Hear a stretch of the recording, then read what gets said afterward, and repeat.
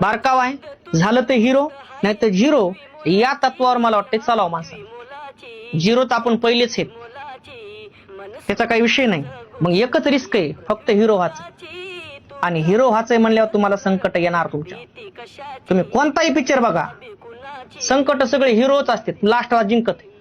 आता काय जमीन लास्टला जिंकून काय करायचंय भाऊ, तसा विषय नसतो. सगळ्या गोष्टी जर धरून चालायचं म्हणलं, त्याच्यात जर तुम्हाला सत्य धरून चालायचंय, खऱ्या गोष्टी धरून चालायच्यात, तर तुमची बेजारी होणार, त्याच्यात तुमची परेशानी होणार.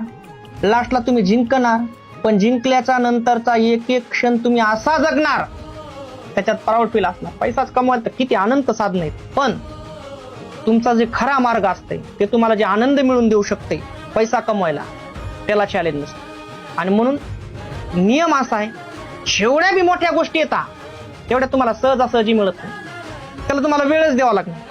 तुम्ही म्हणता नाही ना मला सहज नाही भेटणार. सहज वडाचं झाड वाढायला 100% उशीर लागते.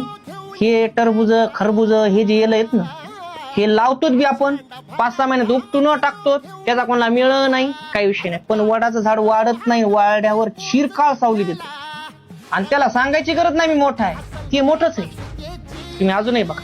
आणि म्हणून मित्रांनो, जिंदगीत तुम्हाला काही डेडिकेशन, काही जर गोष्टी मोठ्याला ध्येय निवडायच्यात, लय काहीच लागत नाही बरं का. फक्त लागतोय तुमची प्रामाणिक तयारी, मग तुम्ही मोठे झाले म्हणायचं. पण तुमच्या तयारीनुसार पुढचा तुम्हाला बिहेव करत असते, चेक करत असते, किंवा हे करू शकते का. तुमची प्रामाणिक तयारी, नाही नाही मी असं करत नाही, नको करू, घरी बस. करायचंय ना, मोठं व्हायचंय ना, गोष्टी मोठ्याला करून दाखवायच्यात ना, तर तुम्हाला बेजार व्हावं लागेल मित्रांनो.